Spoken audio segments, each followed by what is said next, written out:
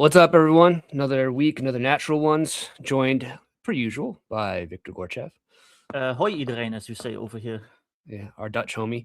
Yeah. And we got Bdubs here, the creator of Winning Secrets. I'm assuming sole creator, sole originator of ideas.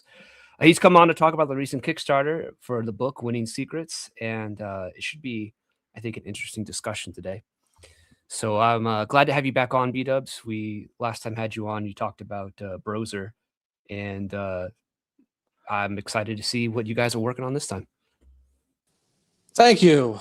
I do appreciate that. I will have to say, ladies and gentlemen, my name is Bdubs 1776, and I am the mastermind, the guru behind the fabulously successful Kickstarter Winning Secrets. You still have time to promote, to go on and back this Kickstarter.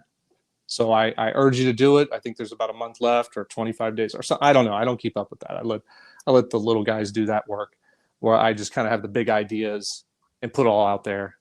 So yeah, that's I'm here to discuss it and my genius behind it. Nice.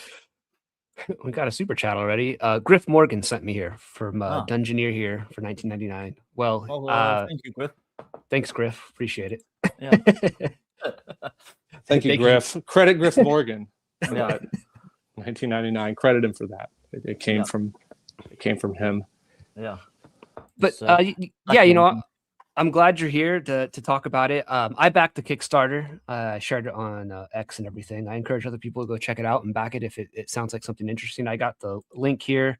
I think the link should be in the video description below as well to go and back the Kickstarter. I don't know where to start with this exactly. But, well, what's the basic premise of the? What are the winning secrets? What's the premise of the winning secrets? I guess. Don't give them all away because people got to buy a book. Yeah. It's true. You do have to buy the book. If you want to reach out to me privately with more ways you can send me money, I'm happy to do that. But the first winning secret is to have me on your side. That's number one. Okay. So people need to keep that in mind. They need to make sure that they have like a consigliere like myself to back them up, like Jeffro Johnson had all this time. He's had it for years, 2020 and before. He had me backing him up, promoting his ideas, helping him master his ideas. And it came to fruition in my book, Winning Secrets. Nice. Does it have a popular slipcase? Malachi is asking. Oh, there's no popular slipcase. So it does not. But if you want to privately send me money, I will send you instructions directly from Grok on how to create a popular slipcase on your own. Nice. Yeah. Pretty based. But yeah. So like, what are there any tidbits? Any secrets that you can divulge that maybe they're like lesser secrets that we honestly, anyone that's been paying attention to the BroSR hashtag these last 5 years would have the winning secrets. Unfortunately, Twitter is full of illiterates. Frankly, they can't read. And they can't understand when we try to explain things to them because they get so mad. They just get so angry when you say, use one-to-one time or play rules as written. They can't stand it. And hopefully Winning Secrets, because it's written in a way even for illiterates to understand, I think it'll be really successful in making them understand. Mm-hmm. I can attest to the anger and the illiteracy thing because you know, you guys bring the heat. You know, you guys can play the heel sometimes, and it rubs people the wrong way. And then someone like myself can try and go, "Hey, well, I can explain it to you in a nice way," and you still get vitriolic hate. Yeah, so, exactly. You know, I totally understand that. I think I do think there's a major literacy problem in this hobby. Oh my, are you kidding me? But I don't know. I've had a couple of the bros reach out to me recently. I've been talking about it the last couple days. That, you know, this book is my masterwork. It's my magnum opus, my crown jewel, my parallel postulate. But they're saying, oh, you're betraying Jeffro. I mean, he wrote the book, right? Yeah. Look, and I say that yeah, I guess he wrote some of it, but the 2 to 3 pages that I put in, it really kind of brings the whole together. So they really need to regroup. And honestly, did Jeffro, I want to make this very clear. I'm not betraying Jeffro by saying this stuff. I worked really hard on this book. He, kind of mailed it in. But I'm not betraying him. Jeffro Johnson is betraying Jeffro Johnson. Well, I mean, look at it this way. Pundit gets to say that, he answered a few emails, right? And he invented 5e. It's like you did way more than answered a few emails for this book, I would assume. So, I answered at least 6 emails. So I've got Pundit on that one. I totally got him beat on that.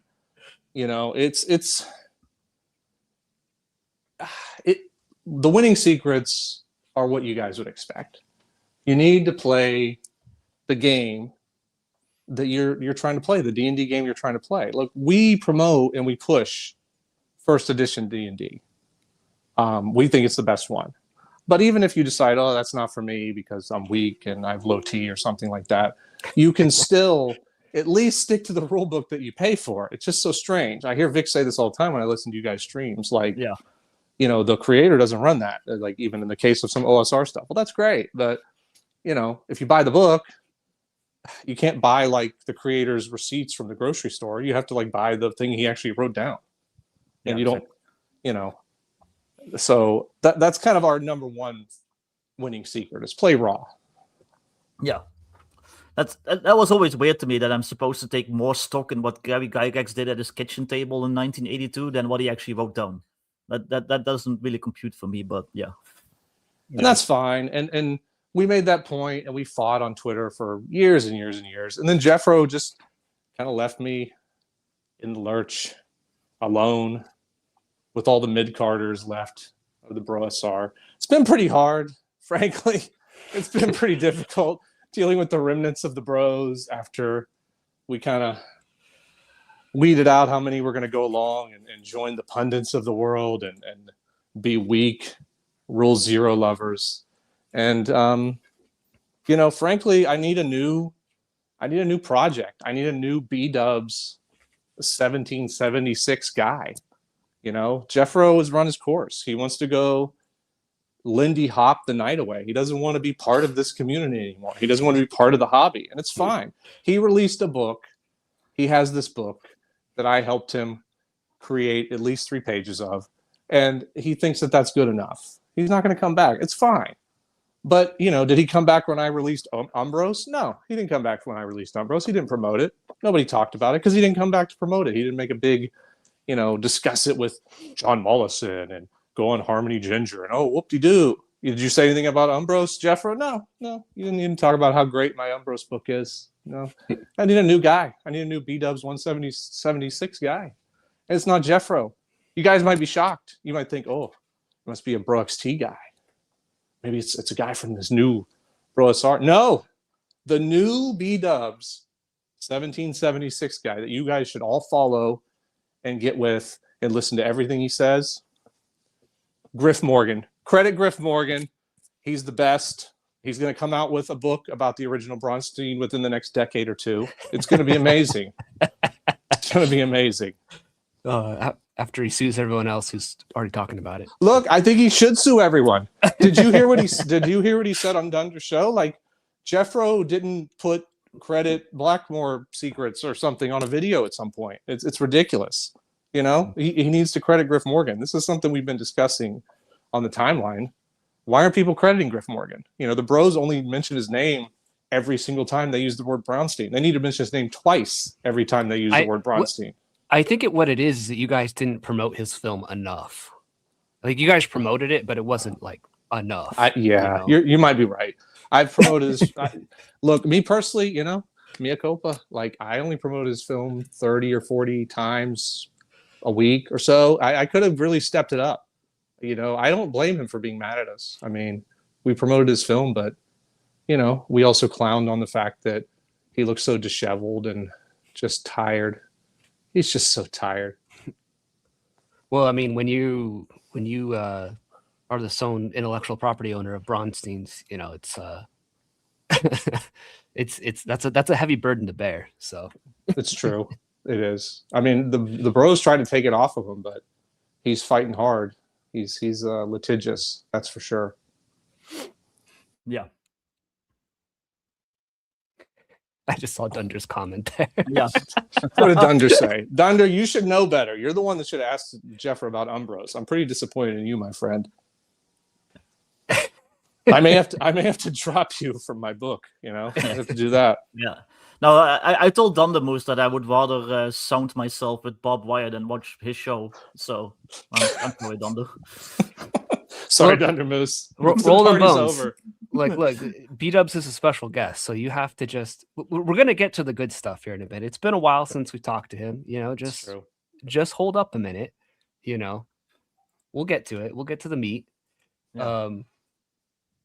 So you've written the entirety of this book. You've contributed to it. It's done really well so far as a Kickstarter. You guys are over double funded at this point. 207 backers, 28 days to go. There you go. A lot of time for you guys to give me more money. I mean, that 1.5 pages I wrote, it's not going to pay for itself. So get on there, guys. It's not like they're not getting stuff in return. So they get the book Winning Secrets, and looking at it. Let me can I share the screen? Let me see if I can share my screen here so people can see the Kickstarter page. See the Kickstarter page, yeah.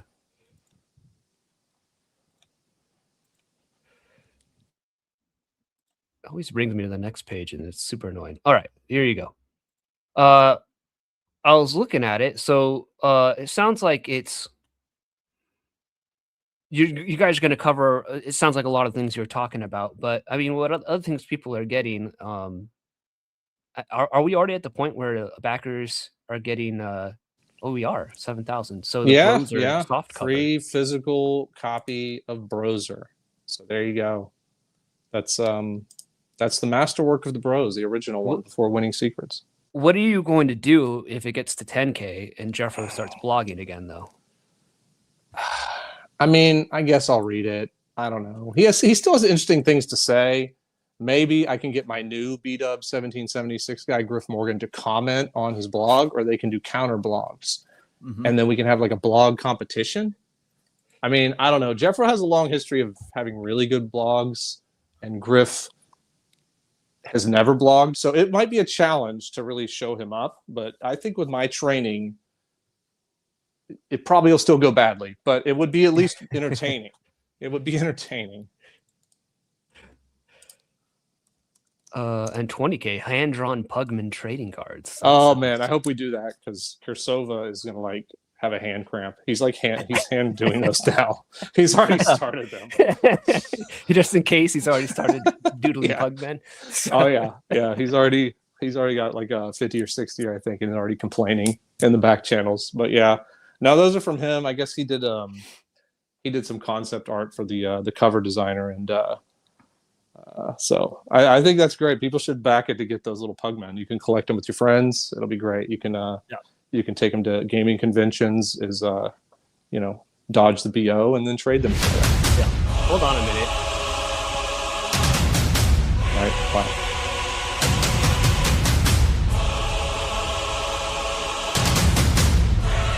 Who's this guy? Wait, what? No, come on. I don't know what to say. Did someone give out the link? I don't know. This is unbelievable. Guys, I didn't agree to be on the show with Jeffro Johnson. I wasn't told about this.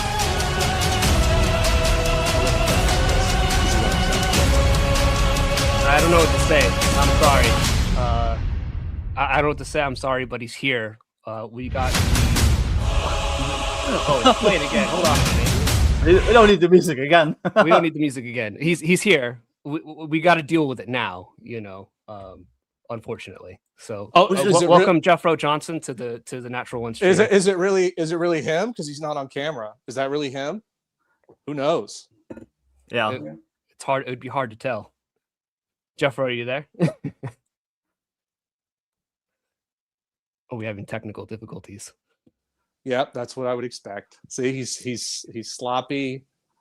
He's not crediting my new guy, Griff Morgan. Yeah. Maybe he's trying to communicate by dancing. It could be interpretive dance. It is big in his area now, I think. Oh, you unmuted for a second there.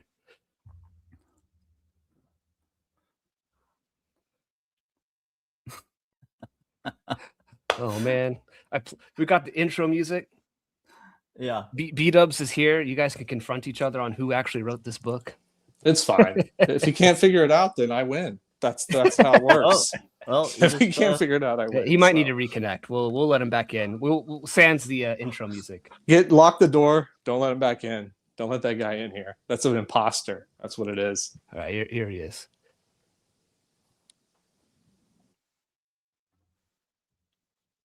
Still nothing.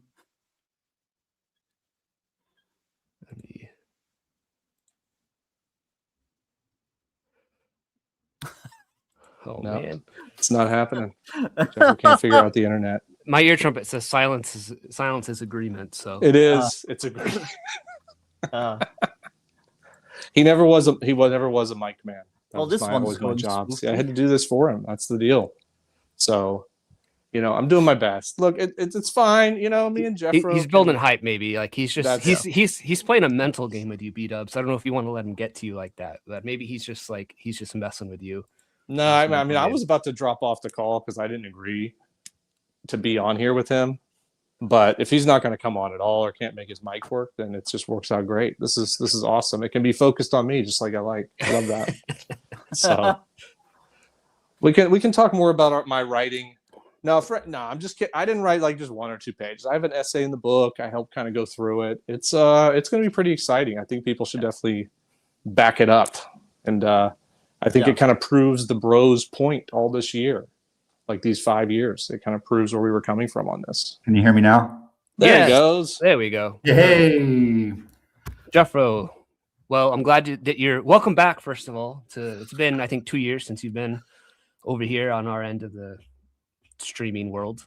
Glad to have you here. Boy, and what an event that was last time. It I mean, was. the internet like practically burned down. It did. Oh, yeah, no, we're still dealing with the fallout from that. So thanks. Yeah. Even though we Vic and I view it as like we paved the way to make it safe to talk to you. So Yeah. As far as like dealing with these weirdos in the hobby that are so butt touched. Like no, that jealousy is. I mean, there are people who have made it their personality to like look for anyone on the internet that says something nice about me, so they can go into the replies and be like, "Rah!" They were mean to me one time, but I'm glad you're here. You can set the record straight here. With Bdubs here, because he's saying he wrote all this book. Maybe you could tell us a bit about this book a little bit. Winning Secrets. If there's any secrets you can divulge or anything like that. I am completely baffled with this behavior because last week was such a good week. Everyone was so positive. I was like, gosh, this is kind of nice now. And I mean, you remember what it was like. It was like in 2024, like everybody, when Browser came out, like it was like there was like 5 different BroSR splinter groups. And they all thought like, well, we're the best one. We're the true way. We've got this even better than what Jeffro has figured out. All of them had that same line, and then like we've all get together. We put Browser out. It was this Herculean accomplishment. It was a prank at the expense of our arch nemesis. Even David Weasley himself, the Major. He spent 50 years not writing a Bronstein book, right? 50 years. And here we were. We did it. And I was so disappointed. I was so disappointed because I thought people would stand up and recognize this pivotal accomplishment. And then what actually happened when the week that Browser came out was that anyone paying any attention to anything to do with the BroSR at all, to a man, violently denounced Bdubs' total nonstop Bronstein concept and said that and all they could talk about was how he had never explained it, and like that was it. It was so disappointing. And now today, like we lay low for a year, we regroup. We think, okay, we have to put the book out. I get together a team of 3 guys to put this book out, and now I catch him on this show taking credit for the whole thing. Like, this is Yeah. Okay. I may have overstated my contribution slightly. Just a little. Look, Just a tiny bit. Yeah. Jeffro wrote a lot of this book. My half page that I include near the end is very, very useful to kind of just like crown it off. Jeffro, you're the tribal chief, man. I was just fooling. Your contribution to the BroSR was to be the first ankle biter. That's a good point. Ankle biting's important. I mean, for me, my ankle biters motivate me to constantly be better than them. So, I mean, it's not all bad, Well, luckily, That's a good Muppets don't point. have It's teeth. not hard to be better than the bros ankle biters. So you just have to shave once in a while. Shower. Yeah, exactly. Not ick out every female you see publicly. That's about the bar you have to hit. So, Jeff, I was just fooling, man. I mean, let's bury the hatchet. I was just glad to get my shine. Nobody was talking about me or Umbros. It hurts. Okay, well, in a spirit of brotherly compassion, I'm just going to put you on notice. Okay, just don't do this to me ever again. I've got your back. We got this. Griff Morgan, you're out. You're out, Griff Morgan. Well, look, I'm glad. Just like you dropped off a Dundermoose, I'm dropping you from my stable. That was the best. I'm going to be honest. I relished every moment of that. I was not expecting it. So props to Dunder and you, Jeffro, because that was glorious. I have to just say. So.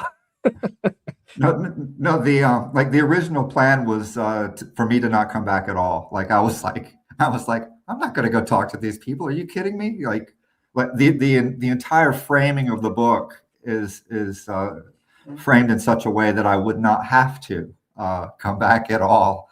And so Kursova was telling me, he was like, Jeff, you've got to go on to these shows. And I'm like, what do these shows with these people that have treated me so terribly? Like, why would I talk to these? I don't want to talk to these people.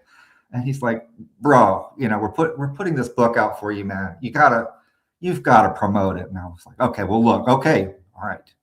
You want me to promote this book? You want me to?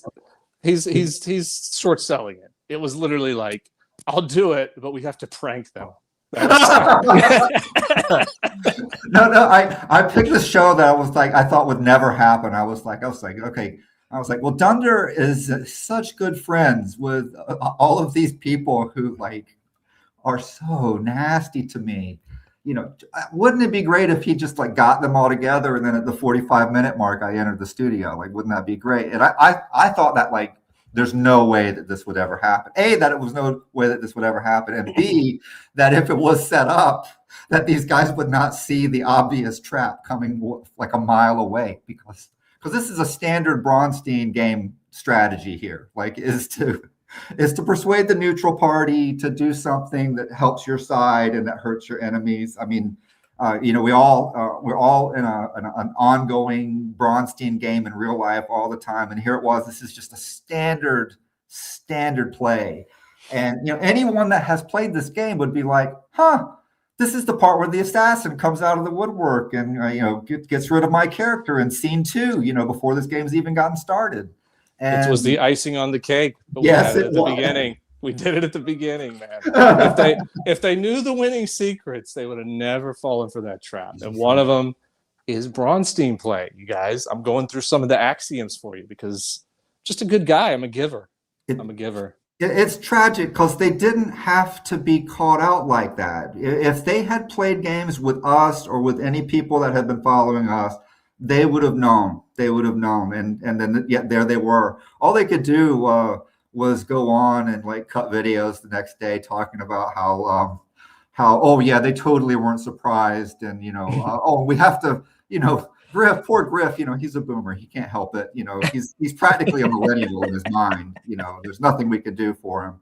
And it's like, wow, you guys like are really struggling here to put a positive frame on this. I guess it was good to see Dunder become the scapegoat for this entire side of the internet, though. It's about time, really. It's pretty sad. I feel bad for him.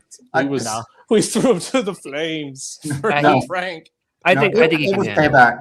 It was payback. Because anytime someone would slag off on me, whether it was somebody in public or somebody in the Bro SR back channels or somebody in my replies saying, Jeffro Johnson's a big dummy and he doesn't know what he's talking about.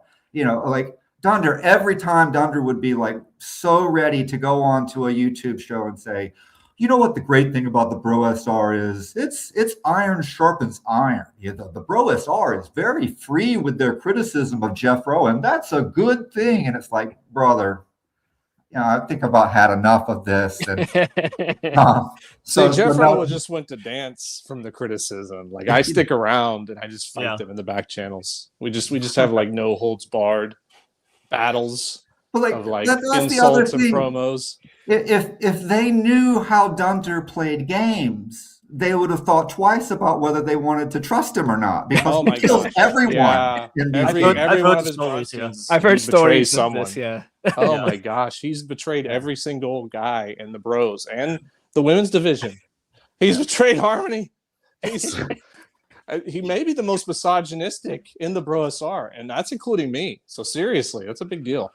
Sounds like he has an excuse now to grow like a nice villain mustache, and I don't mean the villain mustache. We all know the ones I'm talking about. Don't do that one, probably. But nice like little curly mustache. I think that would suit him. He's always experimenting, so maybe he should consider that. So he's gonna.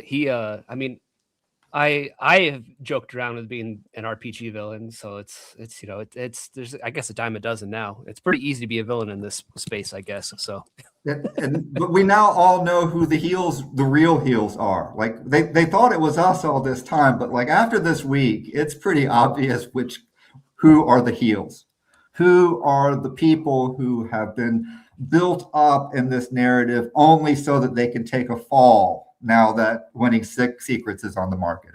Oh my gosh, yeah. They took a big fall. And here's the thing. I don't like to play the my hypocrisy card much, but like Griff on that show was like, you gotta give me credit. You gotta put my screenshots, my video. It's like, dude, we've never used screenshots of your video. I don't know who I'm glad some dweeb somewhere did it on, but I don't think Mr. Wargaming did or whatever. No, but you got to think about what we lost in this. Because there was a price to be paid here. I saw in a very, very lengthy comment somewhere, Griff saying like he had prepared really hard for this show. And he has, have you guys heard how he's got like boxes and boxes of Dave Arneson's stuff and that he's like gotten a hold of illicitly somehow? This is just a rumor. I don't know if this is true, but he allegedly has all of this information about Arneson. As I understand it, it corroborates every claim that the Bro SR has ever made. But he has this box of stuff, and he was going to go into it, and he was going to bring some of this secret information on to Dunder Moose's show and share that with the world. And then finally, people would understand that we do in fact play exactly like Dave Arneson did, except better. But now we're never going to have this. He's going to withhold this now. So we're never going to have the joy of this moment. It's gone forever now.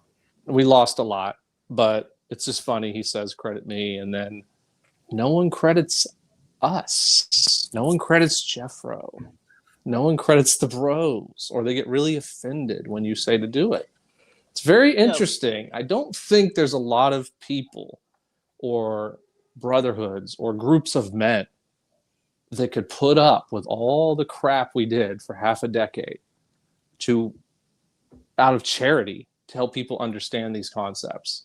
And honestly, Winning Secrets, as much as I was joking that it's like my thing, it's a group effort, and I'm glad that Jeffro brought me on, and Rule of Thule, because it really is a group effort as far as the work that went into pushing these games and these concepts. But then, we did something that was big, and this book basically proves it. And I don't think anyone after this book is going to be able to say otherwise, unless they're just being a bad actor or they're illiterate.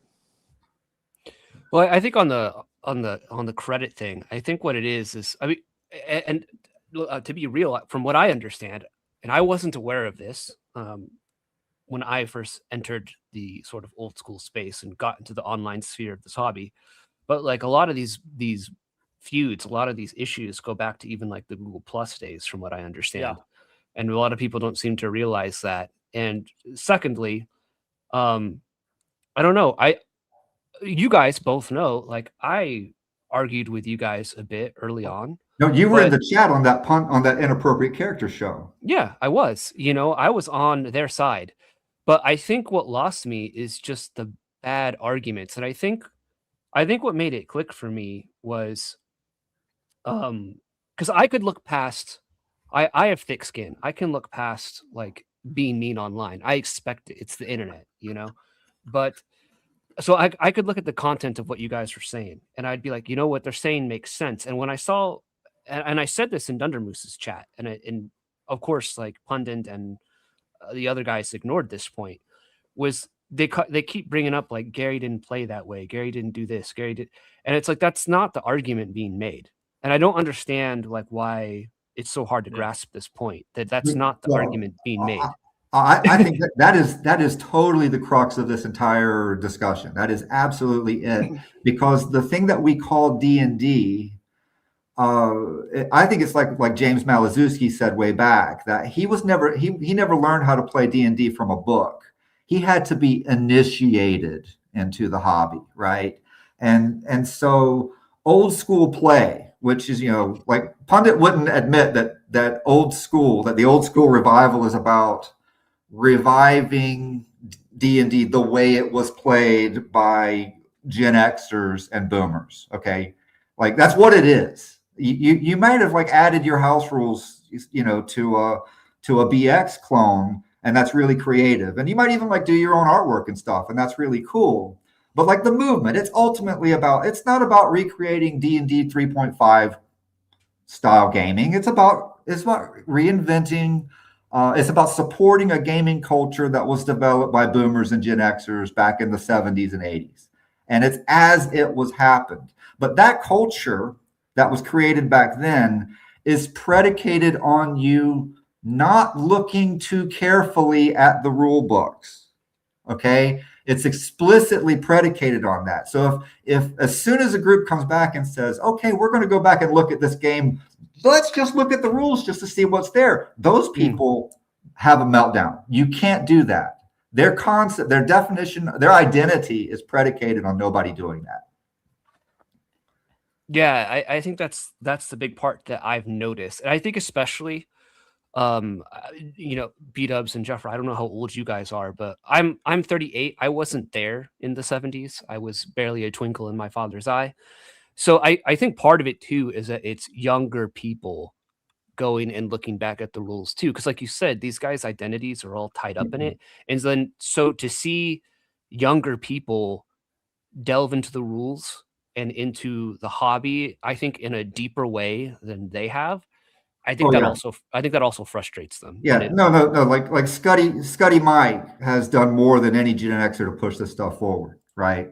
Like that's real stuff. And Serious DM, all of those guys over there in the Drakenheim campaign, I think the most important thing that could happen in this hobby right now is for everyone over the age of 50 to stop making YouTube videos on the subject of D&D. Like that's just like, it's time for that entire. I mean, we had 40 years to get results, and frankly, we didn't do that well with our tenure. So it's just time for that entire generation to step back and let somebody else have a turn. Well, the torch has got to be passed on at some point, and once that torch is passed, they have to be okay with the fact that it's not in their hands anymore, and the way that torch is handled by the next generation might not be what they like, and might not be how they want to play their games, which to me, this is like the crux of it too. And I've been trying to point out this logical fallacy a lot, is like, if you believe there's no wrong way to play and you're this like rules Joe Goblin, you should be fine with that. It shouldn't be a problem. Yeah. So my experience is almost like people in the OSR tweeted like almost like a folktale version of the game rather than what's actually in the books. And I'm more interested what's actually in the books and not just your folktale from what you did in 82. Yeah, no, at too many tables, the rule book is just a prop to allow a group of people to pretend to play a game, and no more than that. Oh, got a super chat. Did you already put it up? No, we got a super chat here from Joel Peterson. He's for $10. He's Canadian. He says, "Hey Jeffro, will the Kickstarter milestone goals of you coming back to blogging include entries about war games? Your coverage of Ogre and GEV was excellent." And I want to say, you gave me, I still meaning to pick it up, but you gave me that recommendation a while back, and it's on my list of things to get around to playing. That was that solo submarine game too. I would be interested in hearing more of your war game takes as well. Hunters was great. That is a great game, and they made several more of those, like a Pacific version, and also the late war German submarine game as well. That was very prolific, and it's a very nice system. I think it's more advanced than the kind of procedural systems that we have in role playing. There was some elements of Traveler that were like that. Yeah, you mentioned that to me. I remember. Yeah, but like he did it better. I'm not the historical realism guy, but having that game have like lists of all the ships that the Germans actually sunk. So when you sink a ship, you would go have the name of the ship that you sunk. Like that's just wild, But to answer his question, will your blogging, if that goal is reached, will you be doing some more war game blogging as well? Like right now, I've got a piece going, and there's a real opportunity here. I see so many great ideas in the scene that will never escape the back channels. There's so many developments by people running games that they're just not writers. There's so many things that have been done over the past 3-4 years where I was like, okay, when are y'all going to write an essay on this? And then it never happened. So the piece that I've got right now is covering what I think is the most important thing that's like been left on the table by the collective talking head RPG. There's not really any bloggers anymore, but just the scene as a whole. It's just like, I look at it, I'm like, why can't people see where the value is? Like I see things and I'm like, holy, that's a banger. I wish that I shouldn't have left. And then like people will talk about anything except the exciting things, right? They like, and like that, like Dracoheim is a case in point. Like I spent a year doing this game, and here's a 50,000 word session report from Rule of Thule, and everybody that has an RPG channel, like within 2 days, they were talking about something else, and they had forgotten that even happened. And it's like, does like no one in this space think, hey, maybe when a massive experiment is done, we should like take stock and see if there's any salient points that we can derive from this in order to improve the way that we go about these things? Most people know. So that right there, that's my, as the money comes in and goes up, I'm going to release fragments of this piece that I'm working on right now. That's cool. I look forward to hearing about that. I think that the thing, though, that the point you made a point that interesting things are happening during play, during games. And I think that's the key right there, is that I think a lot of the talking heads don't actually play games. They like to talk about games, and they maybe like to theorize about games and be theory crafters, but they're not doing experiments. I don't. Well, I'll take that one, or at least as far as you've gone with the question. Sorry to interrupt. No, go ahead. Listening go ahead. to You I guys was are the listening guests. to the Go for it, tribal man. chief. Go for it, Tubbs. The tribal chief. I just apologize for going against. I him. thought you left, Dubs. I thought you left like 10 minutes ago. Well, you know, after my initial shock of you showing up, and I considered dropping off, like my former next Bdubs 7076 guy, Griff Morgan, I decided I would come back. I would rethink. I'm the co-creator of Winning Seekers. I'm not the sole creator. It's me, Jeffro, Rule of Thule, with most of the credit given to Jeffro for all the blogs and the things that he's done over the years. But as far as the interesting stuff and they don't actually play. Now, somebody in Dunder's chat brought this up with the various nincompoops that were talking about Jeffro before he showed up on that stream. They said, yes, we do. We have this many sessions of this, and I have a player that did a session report or does session reports every week. So I think they are playing, or some of them, but they're playing bad D&D. They're playing conventional D&D, like standard issue stuff.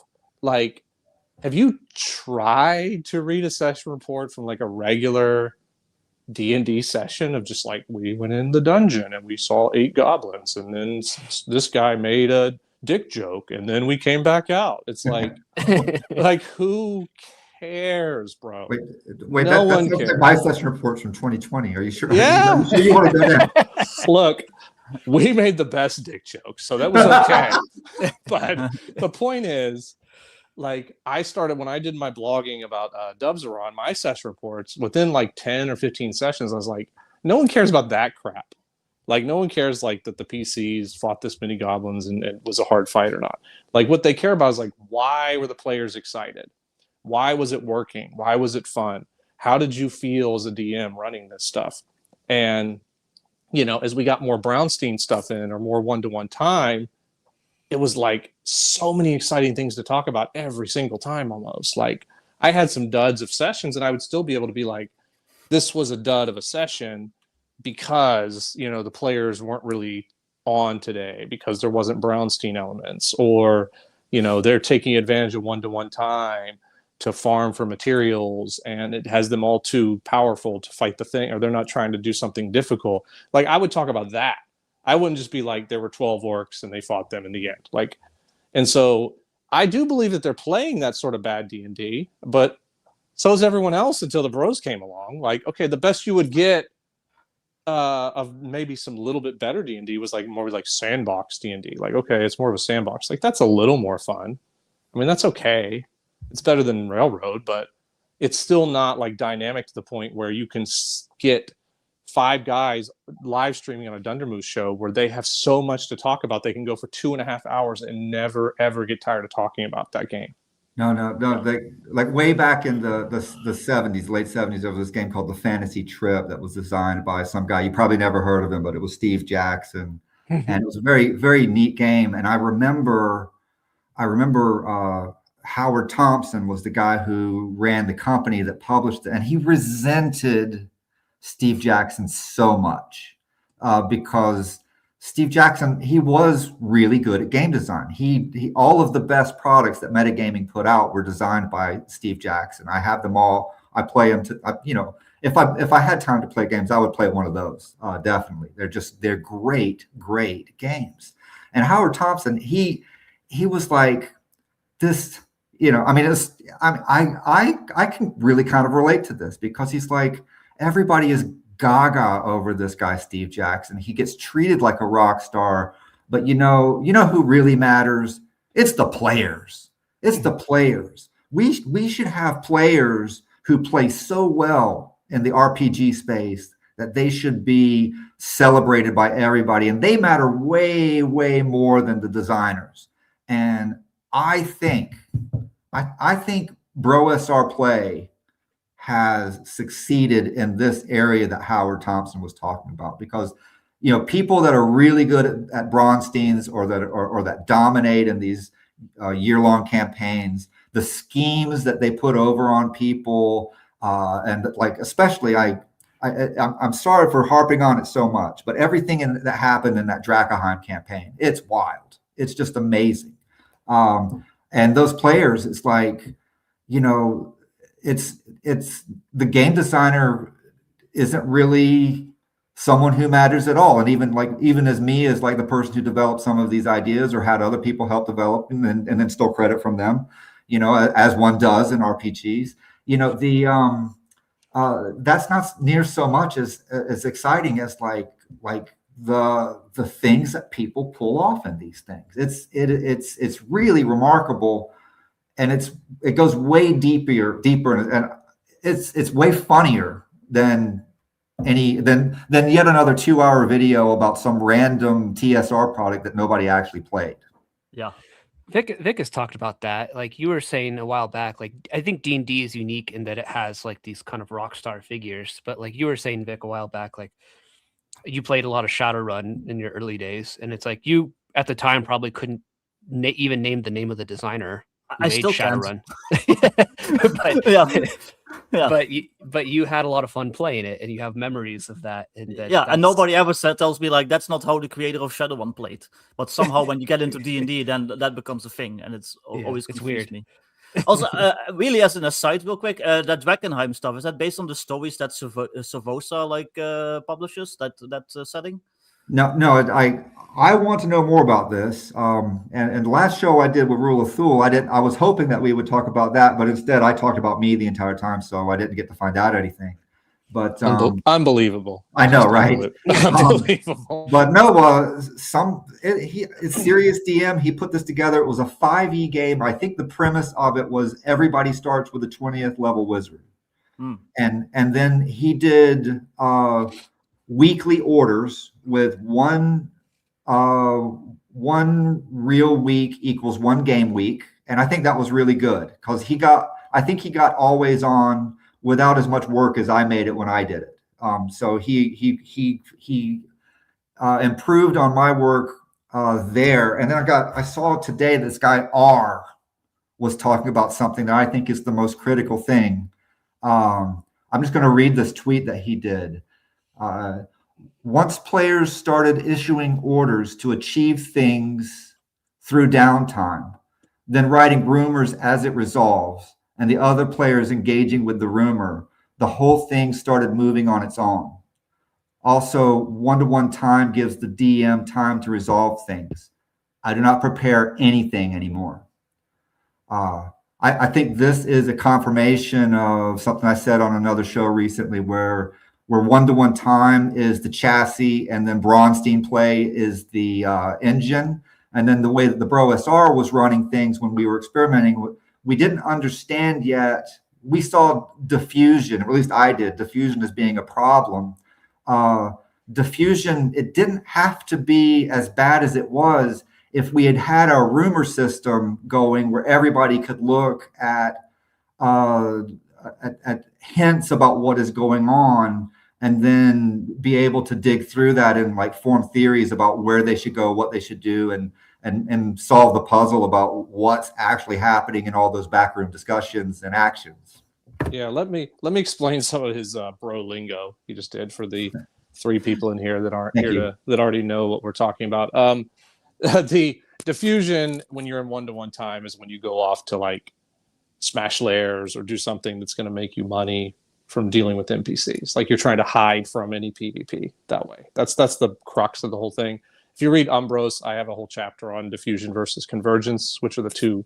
Convergence when you come together for some sort of PvP or something like that in one of these always on kind of games or Brownstein games or 1 week in real time equals 1 week in game time. And then Drakenheim brought on something, invented a new system because of some of these findings called SEEN, S-E-E-N. I don't remember what it stands for, but the idea is that if you want to do anything as like a faction leader, it has to be seen, which he puts the weight back on the player. Like, oh, okay, you want to go assassinate that guy, or you want to go build a big castle. you have to write me a news report that reveals that information. And you can make the news report kind of misleading or whatever based on like a role he did. And that allowed the DM to not have to worry about like writing every single thing. And then he would just the DM post that in the news channel, so no one really knows who wrote it. So they get some information, but it could be lies, it could be mixed up, it could be like trying to use the fog of war against the other players. Yeah. So it takes that fog of war and it allows the players to play for it. And then most importantly, it takes it off the DM's shoulders, because DMs get burnt out in these kind of games. This is the best idea in gaming right there. The scene system. You can see that his campaign was a success precisely because of his insight, foresight, fortitude to put this in the game. It's just brilliant. I see like two things here that are really interesting, because like one, you're it's not just burnout, I think, for DMs in these kinds of games. It's burnout in general. I think that there's like a burnout problem, it seems to be, in general, across the hobby, even across conventional games. I think the conventional games are getting burnt out because the referee, the DM is trying to craft this like novel for the players to play through, and that's a burden, and that's a lot of work. But so it's like across the board. So like offloading some of that to players, like I get it. I didn't get it at first, but like I get it now. But then also you're building player engagement. Like they're actually, I think this is why you guys are saying you have, after these games or after sessions, people come on streams and they could talk about the game forever, because they're actually involved, because they contributed to the world in a meaningful way, right? Like they built that castle, they wrote that news report, and then the DM put that in the news channel, and then other people made actions based off of that news, and it led to this awesome event maybe, or this battle, or this situation that was super memorable, but they had something to do with that. It wasn't the DM that did it. It was them as a player that did it.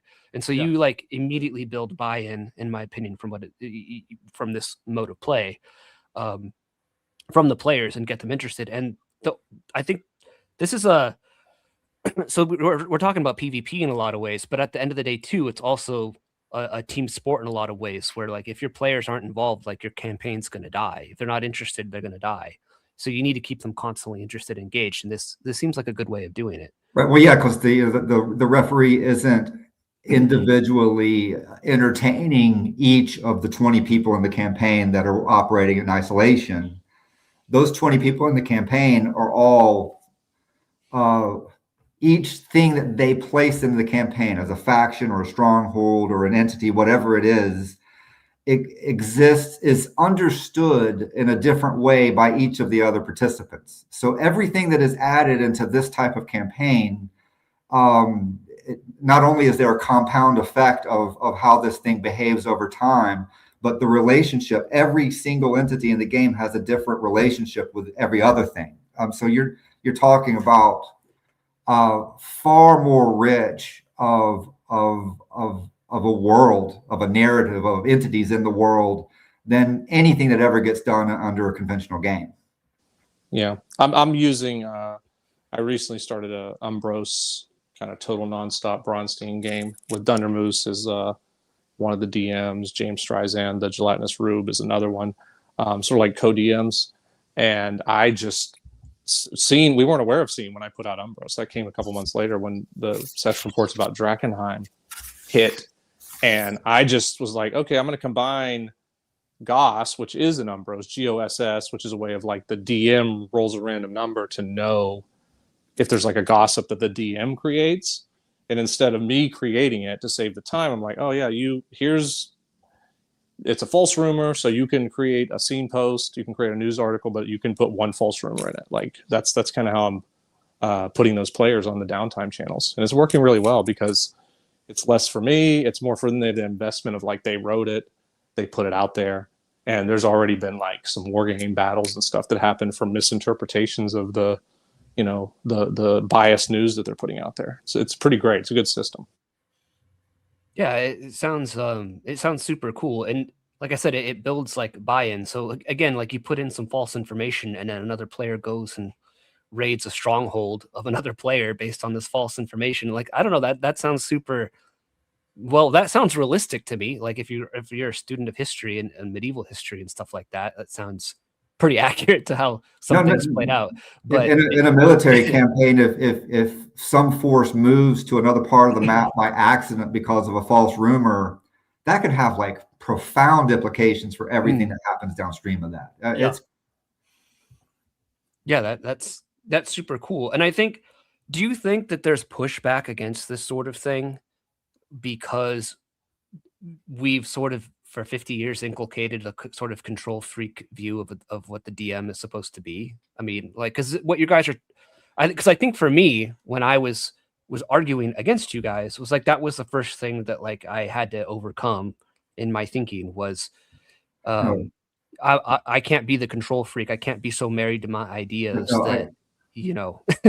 No, I'll tell you, like RPG products kiss the behinds of dungeon masters so hard, like talking about how smart they are and how brilliant these guys are, and oh, you must be creative because you hold all this together, and it goes on and on and on. But these same people, if they get a YouTube show and start talking about how smart they are with their dungeon mastering, the first thing that they'll say is, oh, I picked up swords and spells and I don't understand this at all. So no, it's terrible. It's terrible.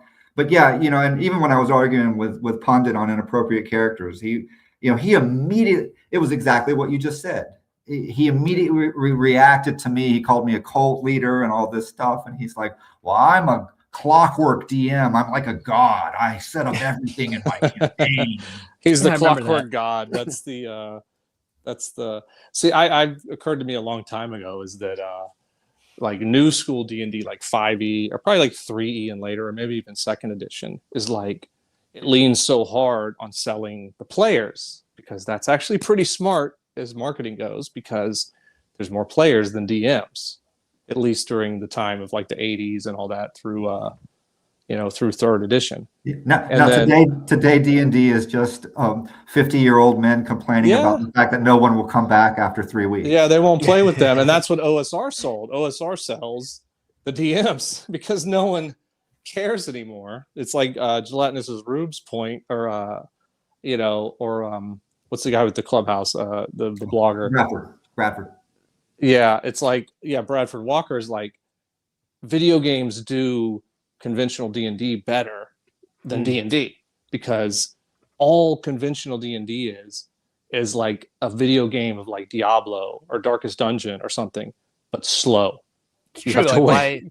I could just go play Skyrim or something like that. It's like, imagine if in Skyrim, every time you swung your sword, you had to wait 5 minutes for your buddy to swing his sword, and then you come back around to your swing. Like, just imagine, it's awful. So, but like OSR one's the other way, like DMs, you're the best, you're the clockwork god, and that's what Pundit rolls on. And it's like the BroSR, I think we pissed them both off because we're like the middle ground. Like DMs you can be a complete moron and be a pretty good DM if you're just like a fair referee, and you can be a power gamer in these games and really understand the rules and kick some butt. But you can also be like Dundermoose and just seem like you're under a constant concussion, and you can win a lot of these bronze games. No, we did a lot. We've enabled stupid people to run great games. You'd think the stupid people would thank us, but they're mad because we say you're stupid, but you'll enjoy these games. They're like, don't call me stupid. It's like, no, I made you able to play D&D really well. You should be thanking me. Oh my.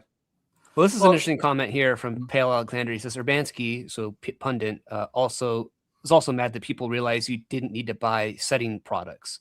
But I think it's also like that it's a certain type of setting products that people want to put out, which is like this. It's like this happens and then this happens. It's like it's the typical conventional game. This event happens and then this event happens and then this event happens, rather than, to me, it seems much more gameable, kind of like what you guys did with Broser, where it's like, there's this guy here, give this guy to a player. These are his forces. And I would even go as far as like, here's income, here's whatever, here's what he's like, and just give it to a player and let the player do something with that. That sounds like that sounds like Umbros. Oh my gosh. Yeah. The basic expert is promoting Umbros. Thank you. There you go. Friend. I really appreciate that, because I do have income and that kind of stuff. Because I realize Broser, was missing sort of that long campaign stuff, because the browser target was like, hey, can you dumb players please just try a Bronstein? Can you just do it? We're asking for 4 hours of your time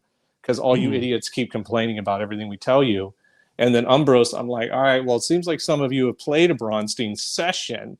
Now play a Bronstein campaign. Can you do that? And unfortunately, I just had to do it myself, which is kind of the bro way, I suppose. Yeah.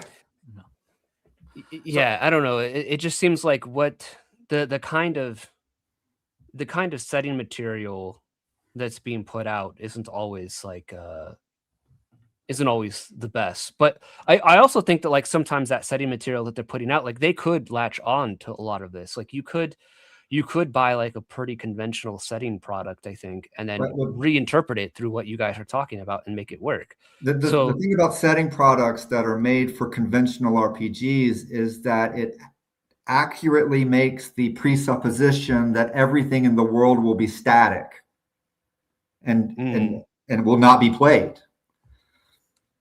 At least until someone's there to observe it. Oh, touche. Yeah.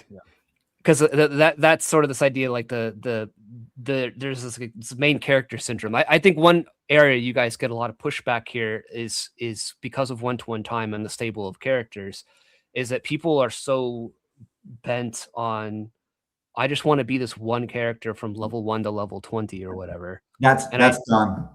That's done. Yeah. You know how many channels right now are talking about one-to-one time and multiple characters per player? All of the things that people said that we were insane for talking about in 2020 and 2021. There's videos almost every day. Every time I look and look and see what people are posting, there is this huge move to translate as much of this material into these other audiences as can be done. Now they don't say thank you, Jeffro, which I'm very concerned about that. But I've also noticed they don't say they don't give credit to Griffith Morgan either. It's a shame. They should give some credit to Griff Morgan of discussing Bronsteins with his documentary of very hard to look at people, and then they should give it to the Bro SR for continuing to push back against those kind of really hideous people during these last few years. Yeah. And then when they read Winning Secrets, if they come away and they can't say thank you, Jeffro, they're a lost cause. They're a lost cause because my Daddy Roller One, he calls it one for one time. Oh, one for one. Oh, that's really one for one time. And I'm like, where is your hate, buddy? I remember when I said that stuff in 2020, everybody came out of the woodwork to tell me I was a poo-poo head. And he gets no flack. It's not. That's Stool's point on Dundermoose, or no, that was on Harmony's thing. Is like the point is not that they talk about stuff; it's that they say, "Here is something you can maybe try one day if maybe you want to try and have a good campaign." It's not the fact that they have ideas; it's the fact that they say this just works better. Like modern people really, really, really, really hate objective claims. They hate normative claims. They hate objective claims. Yeah. So if you say this works better in a gaming situation than that, they lose their mind. I mean, you're talking about people that, want to rule zero, like all kinds of like metaphysical and ethical things. Like you really think they're going to take a game seriously? They want to rule zero like gender and stuff, like politics. So clearly they're not going to give a crap about like what dice you roll in a game, or if you use, the unarmed combat tables or something. Like to them, that's so ridiculous. And it does, if you take their stance, it is ridiculous. If we're pretending that these aspects of reality aren't true, obviously it's ridiculous to claim there's any objective truth to a board game. Yeah. Well, how do you sell these ideas to conventional players? You don't. First off, people that are part of conventional RPGs attracted people who were fine with conventional RPGs. And so when you bring them in, it's that initiation stuff that James Malazewski talked about in the early days of the hobby, except it's today. There's all of these things that you can and can't do, and you're told, oh, well, don't do it this way because conventional play is so fragile. You have to basically eliminate all player autonomy and have people pretend to be a character in a story rather than actually play a role in a game. It's fundamentally different. So, if you try to slip this in, you're going to have conventional players. Most of them are going to rage quit. It's going to be really funny. I'll counterpoint the tribal chief on this one. I think if you get a conventional player, pretend you're doing a rule zero, or I'm not sorry, rule zero, session zero. Be like, hey guys, I want to start a new campaign. It's going to be a session zero. Just pretend you're David Wesley and be like, but like the crazy thing about this session zero is I'm going to give you this faction leader to play for just one session. And then you set up some sort of a session Braunstein with a MacGuffin or something like that. We're not really playing a game. We're not really playing a game. No. If you were this guy, what would you do? This is just to help me with the world building. Yeah, this is just help with the world building. And then after like an hour, they'll realize they're playing a game and they like it. And then you're good to go. And the ones that get really mad because they're the ones that got assassinated or whatever, they'll quit. But the other guys will be like, oh, dude, I never want to stop playing the assassin that killed my buddy. I never want to stop playing that guy ever. Then they'll be on their way to bro ideas. And if you like modules or whatever, grab a module and take all the high level NPCs. Grab basic experts module. Yeah, if you really like them. If you got players that are like, man, I've always wanted to play such and such module. I mean, the bros did that with Ravenloft. We did Brovenloft. We kind of just twisted it. But you could take the Ravenloft module even from the 5e one and just give everyone one of the high level guys, including Strahd, and you're off and running. To be fair, yeah. To be fair, I think if you take a conventional player that isn't poisoned by online discourse, I think he'll be fine. Yeah. If it's just a regular dude who just wants to play, and you just introduce them to this concept, and they'll pick up on it and they'll enjoy it. If you're dealing with somebody who already has preconceived notions against these ideas, then you're gonna have a tough time. But pro tip: never mention my name. Say his name. Get your winning secrets book and slap it down on the table with like a loud slam and be like, all of these ideas came from this guy who is a thought criminal online. So we're playing in Jeffropolis and Jeffropolis.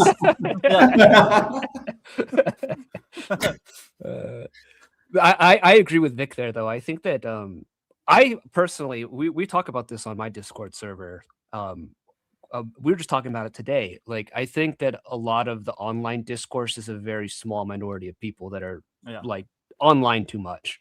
And I'll include myself in that too. I'm online way too much. I need to dial it back for Lent. But I think that if you were to give a player, if you were to tell them like, hey man, like I'm going to run this new campaign, and there's a wizard who lives in this town, or he's like a wizard king of a city, and he has this many forces. Would you be interested in making decisions for this character? I think that most people that play conventional games would be okay with that personally.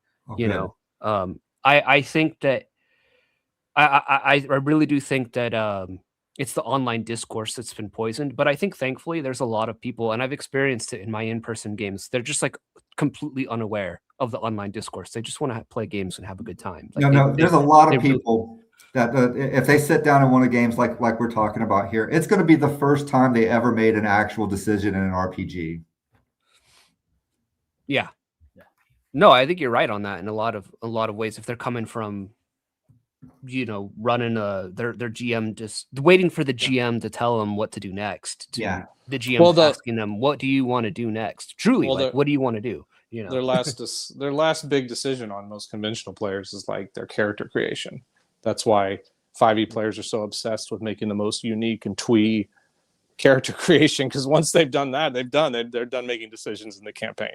Now they're gonna rock the railroad. But I think that'd be open. But I will say that if you go to like a game store or something and try to do it, you will run up some of the same stuff, because my soup aisle jokes and stuff come partially from experiences I've had at gaming stores. It's shocking. There's things I can't unsee. I just can't. Well, I don't really go to my local gaming stores, mostly because they're full of weird, strange people, in my opinion. I know some people have some awesome gaming stores near them. I unfortunately, where I'm at, I don't feel like I really fully have that. The the game stores near me seem to be kind of full of lots of weirdos. No, it's sad. It's sad. Like, I mean, like, no, I ran a game at a convention, a while back, and I go in, and I have all these grand ideas about what I'm going to do. And, I mean, the fact is, it's like, someone sits at your table, it's just a totally random person. And they're going through something, who knows what problems they have, and it's just like, all you're going to do in that situation 99 times out of 100 is just try to be kind. That's it. And it's not very, that doesn't really fit with the bombastic internet rhetoric, but like, you're going to come down and meet them wherever they are to try to make some kind of experience for them that they can handle. And, most people can't handle a whole lot. I mean, a lot of people just can't, and so that's that. Well, I mean, I think it's evident by the fact that I'm of the opinion historically, and maybe you guys can correct me if you think I'm wrong in this sort of reading of history as far as games are concerned, because obviously I've delved into a lot of Zero E. Zero E is my personal game of choice in a lot of ways. I love AD&D though too. It's great. I ran an AD&D campaign for a bit, and it was great. Tried to implement a lot of the things you guys were doing a while back, and it was fun. That game fell apart not because of the game, but because of we were all dads in real life, and just real life stuff just happened for most of the guys in the group. But reading Zero E, and he says right off the bat, like, this is a game for 50 players. And I know you guys have mentioned this, and Questing Beast sort of cited this immediately after you guys were talking about it. It's it. Amazing, incredible. I think it came to him in a dream. What timing! Yeah. Amazing timing. It was a really incredible timing. But like you see this, and it's like, this is clearly how, going back to what we were saying before, where like the Gary didn't play that way sort of thing, is this is clearly what, at least rules wise, what's in the books is intended for you to do. But people clearly just like didn't understand it, they didn't grasp it, or they looked at it and were like, I don't want to do that. I'm going to do it this way. I heard my friends were running the game this way, so this is what I'm going to do, right? And to me, it seems like the game was meant to be played this one way, the way like we're talking about, at least these early editions. The player base and the DMs at the time went a totally different way, and TSR sort of eventually just sort of pivoted towards this other way, this sort of telephoned game way of playing. Yeah. I'm so glad I'm so glad you said all this, because like, I mean, that's exactly what I tried to explain to guys like Pundit and Driving Dragons the other day, and like they wouldn't. It's not that hard. It's not that. I don't think it's that astonishing of a theory. I don't think you need to even be offended by it either. Like, if you like that other way of playing, like, it doesn't affect me. I don't care. But can we agree on this maybe historical point of like, this is what happened? Like, this is what the rule books say, and then people didn't do that, because they'll say like, your way of playing died. It never happened. You can even see it in like a modern example in 5e. When 5e first came out, it was a very specific type of game. And then this kind of like folktale version of 5e got created around it, like online on forums, and, Critical Role played a part in that and stuff. And then Wizards of the Coast started augmenting 5e, like the subsequent supplements, to kind of the way people were playing it, rather than how the books originally were, if you know what I mean. And it's very obvious. Like, I saw that even before I was aware of any of the online discourse and all that stuff. So, yeah. Yeah. So to me, it just seems like, okay, we got to make money, TSR is saying, as a business. They're playing this certain way. Let's just pump out these adventures and these books that sort of cater to this mode of play, because we're a business and we have to make money. To me, that just seems like the obvious sort of historical thing that occurred. But then for everything to be in the rules, and for no one to talk about this for the time that they didn't, when there's an entire school of people online who dig into these rules and talk about them, make millions of words of blog posts, countless hours of YouTube, and nobody came across this. Nobody put the pieces of the puzzle together.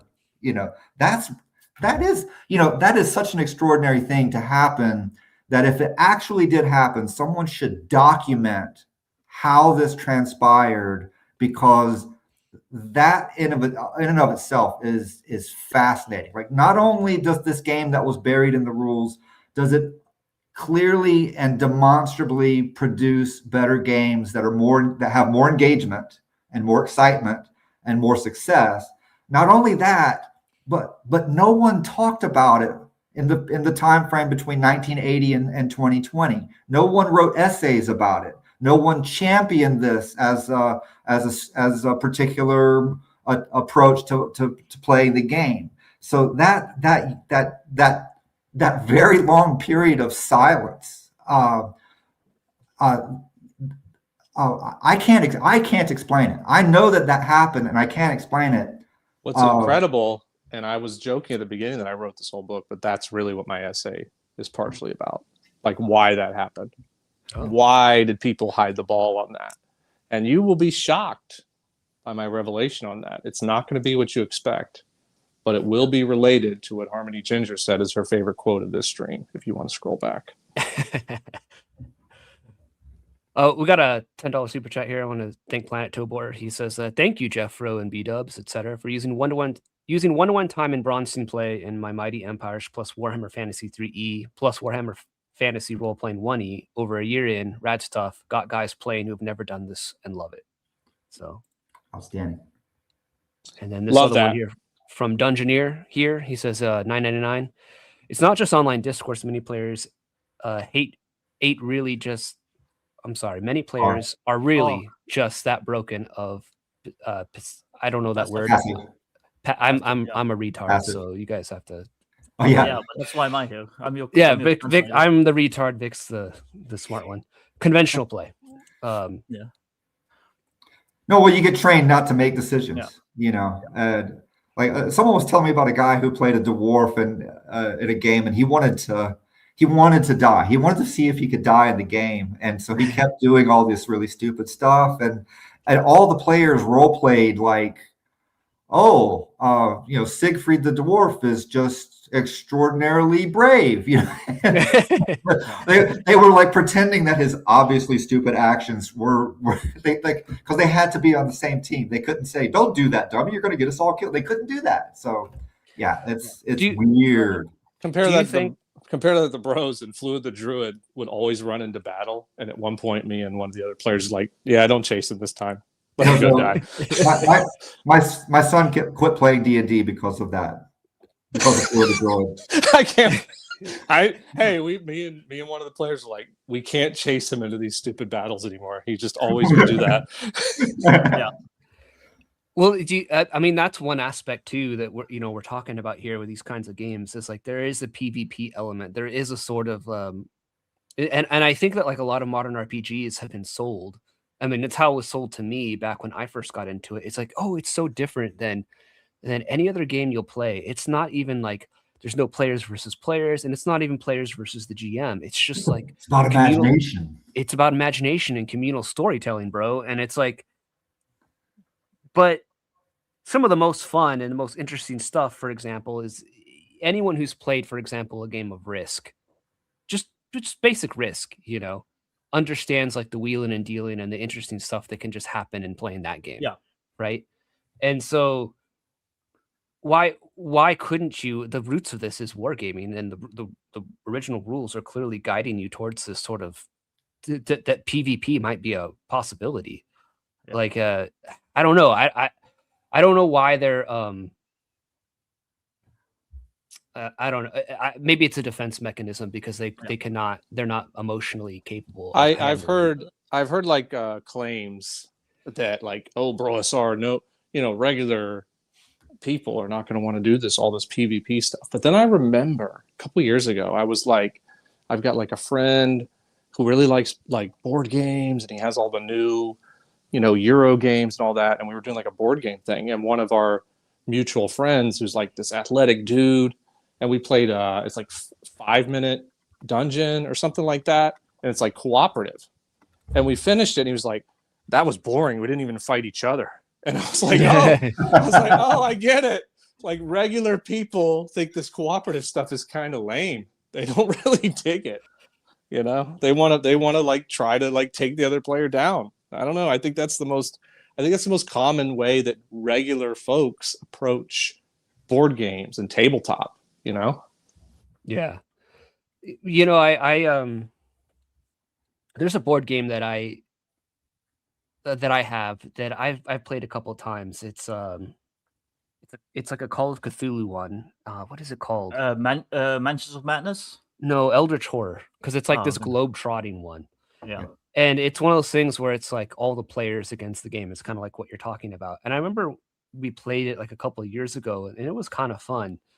But I haven't played it since then because it's a long game. It took like 6 hours to play. Yep.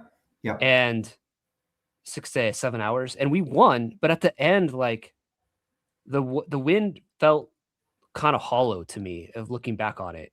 I don't know if that makes sense, because like we're working together, and there's something to be said about teamwork and coming together and stuff like that. Sure. But like, I don't know. There was just something about it where we're like on this globe-trotting game. It would have been more interesting if someone was, at least one other person was playing as the cultist, or like two people are playing. It's a puzzle. It's a puzzle. It's not really a game. I remember when the curator, he suggested like, hey, what if you use Risk for like the domain play, and everyone called him stupid, but I actually thought it was kind of an interesting idea. I think that could be cool. I mean, it's better than nothing in some respects. I mean, yeah. It's not that different. It could be similar for sure. Yeah. Also, I wanted to say earlier, because you talked about like nobody ever like blogged about this, whatever. That's kind of like Schrodinger's philosophy, because half of your detractors say like, oh well, Gary never did it this way, and then the other half is like, yeah, no, but we've always done it this way. Like you did nothing, you didn't invent anything, you're not doing anything new. You're like just claiming this. So it's like, well, which is it? I can't get them to fight each other though. Like, the only thing they agree on is that I'm bad. So it doesn't matter what argument you use. Yeah, that is a good point. I actually, that thought entered my mind and I forgot to bring that up. But I have heard people make that claim, like, "Oh, I've always played this way," and it's like, well, then why? Driving and Dragons did 1-to-1 time, and Bronstein played his game store in 2001, like in Louisiana. There's just no evidence of this other than that's amazing. They love 1-to-1. They love 1-to-1 time in the swamp. They just love it. It's their thing. It's because they're arguing in bad faith. They'll just use whatever works. It's like this is how they admit that it's a really great idea and it works really well. Yeah, true. Yeah, it's like it is really cool, but I'm not into it, even though I already did it 10 years ago. When I did a total nonstop Bronstein on accident, thanks to my dad, like 10 years ago, I'm like, when we started talking about this, I was like, oh crap, I did do that. I just didn't know what it was. Let me write it down. Let me put it in Umbros, because it was awesome. So it was a different game mode. So let's try to promote it. That's what we do. That's what the bros do. We promote stuff. We push stuff through, and that's partly what the book is about. Is like how we push through all the crap to push these ideas. Like Jeffro's the intellectual, but I'm like the guy who's like, I try to get the ankle biters to shut up or come to our side. It's the day will come, and it maybe already is here, when people will not be able to imagine people rejecting these ideas. We're pretty well there now. Like the only people who are like really, really against me are people that that I insulted in 2017 in an Appendix N discussion, and they've never forgiven me. Yeah, you called them a gross nerd in 22 or something. That's terrible. But no, this thing with Traveler here, Traveler Bronstein. We got I like people paying us. So yeah, go ahead. No, but this guy, I think he's like come to every show I've done this past week to ask this question, and nobody ever asked it. So I'm glad he's finally getting it. He spent like $50 to get this question asked. Really? Yeah. Oh, yeah. He goes. What? He's good everywhere. I feel for him. And Jeffro's not going to answer it for you. I am. Traveler is the best total nonstop Bronstein system. It's just fantastic. It's the best total nonstop Bronstein system, because you have no choice but to play it like a Bronstein when you roll up like an emperor guy who has like a ship that's massive. Like this idea that it's going to be a wagon train to the stars or Firefly or something or Star Trek. It doesn't work when like 3 people roll up a guy with a ship. So what are you going to do when 3 of you roll up a guy with a ship? Well, you got to fight. You obviously have to fight the ships, right? So It's a great Bronstein system. And if those guys, one of those guys dies, you roll up a new one, and the character creation system itself will tell you if you're going to be someone's stooge or you're going to be in charge of a sector. So it's a really, really good system for Bronstein play. No, I love that system. Like this is like my work in Trilopulus and with D&D. It's like it's just the greatest gift that I've ever given myself. Just to be entirely humble about this. But no, like Traveler was a game I encountered supplements for it when I was a kid, and I always wondered about it. I couldn't even get the rules. When I finally got the rules, it was like I went on this journey to get like the perfect edition. And everybody online that talked about Traveler in 2025 or so, like all of them were picking over every edition of Traveler and then like making the perfect house rule document. So there was like this arms race to get the best trade system and the best shipbuilding system and the best combat system. And it had to be the most realistic this and the best that. And so these guys were putting together these Frankenstein games. And then they had like the perfect stellar generation system with actual science, for everything. And like, after a while, I was just like, okay, when does the game work? Right. Like when does this work as a game? And like, I kind of, eventually I realized like nobody here is playing this thing. Like this is like all of the, it's a theory crafters I was talking right. about. I didn't know that. When I walked in, I was like, well, they're all older than me. They have more experience than me. They're smarter than me. Surely they know something I don't. And like, eventually I was just like, you know what, I'm going to take the worst Star Trek episodes, because I hadn't read Doomrist of Terra yet. I hadn't read Flandry. I hadn't read H. Beam Piper. So I didn't know that Traveler had a literature behind it. Yeah. And so I was just like, you know what if I just take the worst Star Trek episodes where you have like gods, Greek gods and weird, a gangster planet, like anything goes, like Romans and Nazis. Don't forget that. You got to put those in there. Like, just give me a game where I can like make up whatever I want and then go with that. Like that was like my first step towards Gonzo, because like, I don't know, people can't remember that the realism people owned the RPG market. You had, in order to satisfy the realism people, you could not run a role-playing game owning less than 1 yard of GURP supplements to get every single detail right, or you just didn't do anything.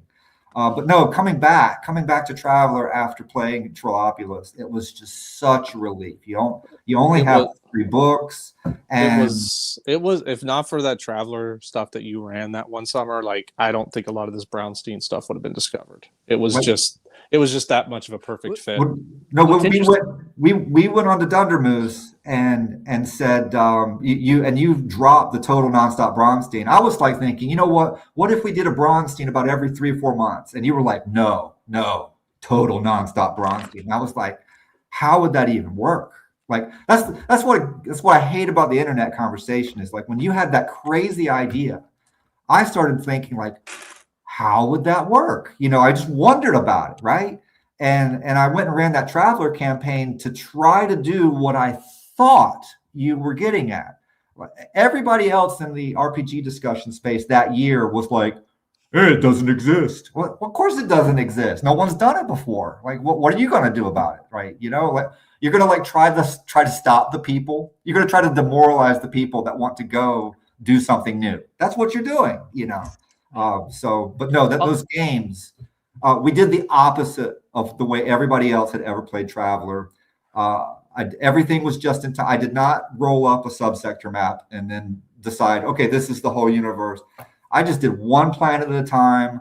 And then whoever I had that was playing, I was like, you roll up a character and we're going to just decide what to do. And I'm going to lean into anything that I can think of that is Bronstein-like. Every week we'll run a different type of Bronstein. I don't care. Whatever we've got, we're going to keep building on this universe with what we introduce in it, but we're going to introduce as little as possible. We're going to be faithful to everything that people put in it. I'm going to gatekeep what comes into it to make sure that it fits with the tone of Doomrist and Flandry and Piper. And we're going to see where this goes. And I wish well, no, there was a guy that did it. There's that Mythic Mountain Folk tabletop. I mean, you think about all the games I've run, and then like Yeah, why aren't we on his show? What's Nice going guy. on? Oh well, He's- bye. No, No, he did live plays. Like he looked at what I did and he looked at Broser and he was like, "Oh, this is a good idea." And he's done live plays of this style of gaming. Like, how often does that happen? You know, like Yeah. somebody invents a new way to play Traveler, and then somebody else is like, I'm going to do that too." You know, I think that's very gratifying. It doesn't happen much, and I need to run soon. So let me do my wrap up promo. Everyone, go back Winning Secrets. It's fantastic. I oversold my involvement at the beginning as a gag, just playing around, a little bit of kayfabe to sell this stream so people would tune in. You know, me and Jeffro are bros. We're buddies. We're just messing around. We're having a good time. And but that's what we did when we put this together. He wanted a little bit of extra additional thoughts and insights. He wanted a kind of an essay from me on this. And I hope I did it justice and ended the book with something that really captures what the BroSR movement was. He has the intellectual, the intellectual part came from Jeffro of what it was like to discover these things as he went, the challenges, the difficulties. He touches a bit on the ankle biting, but not that much. If you want to hear all that stuff, you tune into these streams. It's really about stuff that's going to help your game. And then I took down the ankle biters and destroyed them and demanded that they give us credit because we went through a lot for all these discoveries, and Jeffro went through a lot for all these discoveries. And we really do deserve credit for that we put up with all this crap from all these really, really low value people that are in the RPG community online, present company excluded, and everyone in the chat.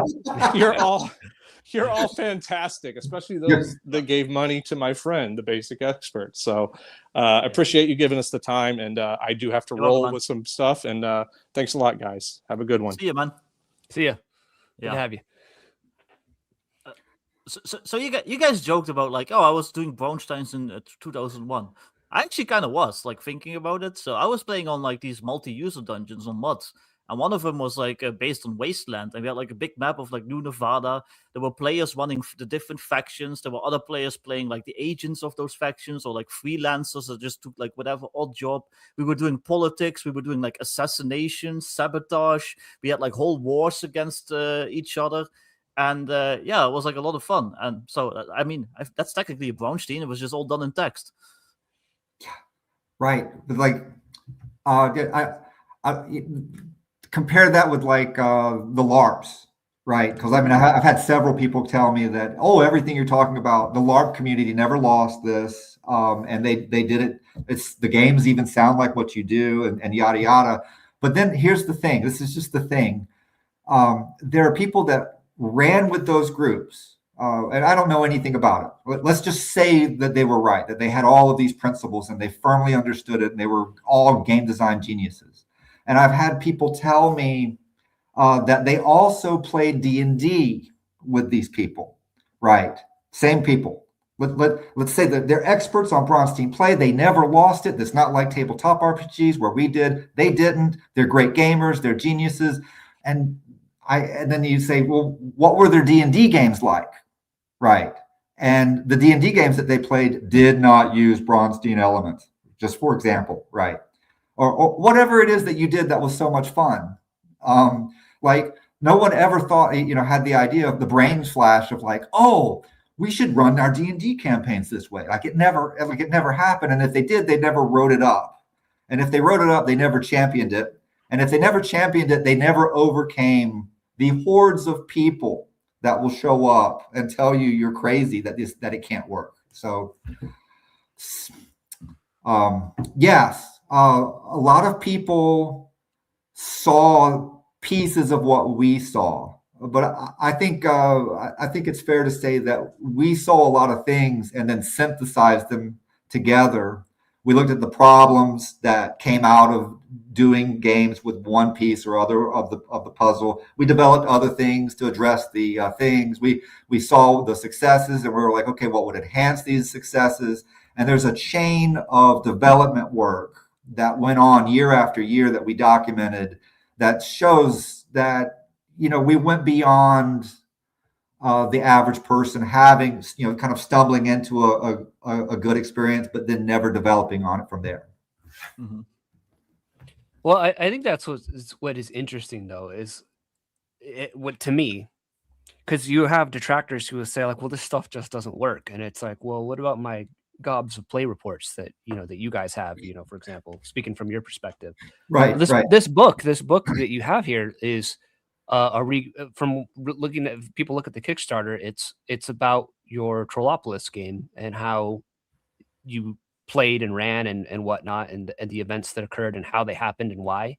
So to me, it's a weird thing to say, well, this doesn't work. And then they always make like some sort of they always tattle on themselves as far as like a misunderstanding, because you have like people still to this day when they talk about one-to-one time, they're like, Griff said this, I think, in the stream before you jumped on. It's like, oh, well, if I travel, maybe Pundit said this as well. One of them said this before you jumped on the stream with Thundermoose, was like, if I have to travel for 8 hours, do I have to sit around for 8 hours during the session? And it's like, no, dude, like that. This if is it like was Griff, that was weird, because I've literally explained one-on-one time to him, and he was like, "Oh, I get it now," and like multiple people explained it to him, like multiple times. So like, if he still doesn't get it, then yeah, I don't know. So it was like during that stream, like someone made that comment, and it's like, what are you talking about? Like that's not what's being said here. So they always out themselves, I think, as like not. No, well, that's it while they criticize you. That's why we put the book out, was so that other people could be exposed to these ideas without this kind of noxious, ankle biting, undercutting, counter signaling weirdo people immediately coming into their life and saying, "Oh no, Jeffro's crazy," or "Jeffro's wrong," or "Jeffro said something mean to me." Like they can't, it's not gonna, finally, we're going over, my detractors and critics can't meet me in this arena. All they can do now is cut videos complaining about how angry they are that this is a success, right? That's literally all they got. If they really wanted to get back at me, they could try to plagiarize my work and start a channel where they talk about how to apply these ideas to conventional campaigns. Good luck. I mean, you've got a lot of competition though. You got to be really good if you're going to go with that one though. But no, we won, and man, it feels good. Everyone along the way, it's the friends we lost along the way, you might say. Everyone that had a different idea of like, no, this is how it should be, or no, you're going the wrong way, Jeff, or this or that, like none of those people cared enough about it to put the treatise together, to champion their perspective, So, for the time being, this is the only game in town. It doesn't have any competition. You look at the projects that people decided to do last year when they could have done it. The word on the street was, as far as everybody else, was that I was disgusted. I wasn't going to deal with this ever again. People could have come back and done something. They totally had the opportunity to do it. And every one of these efforts fizzled out because, I don't know why. I guess like when you didn't sink 5 years of effort into developing this stuff, I guess you don't care as much as I do. But yeah, it's the cheap talk of the internet is not going to outlive this book. Yeah, and I think people like they hear you. They'll hear you say that. Like I know I can hear Pundit in my head. I can hear his grating voice. I'm so sorry. Saying like, wow, you're so full of yourself. But it's like, but like you pointed out, and like many have pointed out, if this was so like Vic said earlier, like this is like Schrodinger's like a D&D game where it's like. Yeah. We never played this way, but also we always played this way and it didn't work. Or there's always this, it just doesn't add up on their side anymore. And I think I agree that there's nothing left for them. We're at a point, like I think we're at a point too, like with the hobby, that's in a weird place too. Like the Wizards of the Coast is kind of in a weird place. They just released their schedule of books, and it's nothing too exciting. 2024 didn't do that well. The people in the OSR that are all about, like, more about, in my opinion, talking about culture war than they are about actual games, are mad at Kelsey Dion for Shadow Dark, you know, because it's her and not them.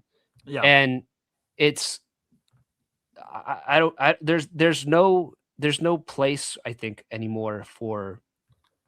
I think these guys shot themselves in the foot, is what I'm trying to say. Well, in my experience, and you okay, correct me if I'm wrong, but the whole like, oh, the bros are mean, like that's an excuse, because you have said stuff and you've gotten the same level of vitriol. I've said stuff and we've gotten the same level of vitriol. I'm not calling people gross nerds. I'm just like, hey, like, here's like my opinion about something, and then we get relentlessly attacked. So I think it's just people that won't accept different play styles, and they'll bandy around like there's no wrong way to play. But if you mention any type of play that they don't like, then all of a sudden it's wrong. Yeah. And I think that's just like maybe an extra level to the Brozar stuff, because you called them a gross nerd in 2022. But yeah, no, at the end of the day, these same people treat us the same way. And we were nice about it. Yeah.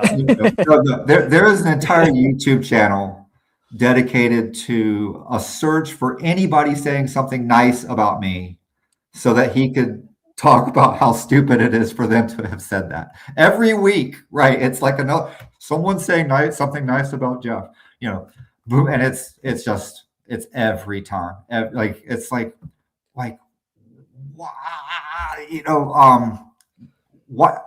why is it? Why is it that that's the issue? I'm like honestly asking now. Like, I mean, I've opined on this, but like, why is it about me? Like, it's not about the game ideas.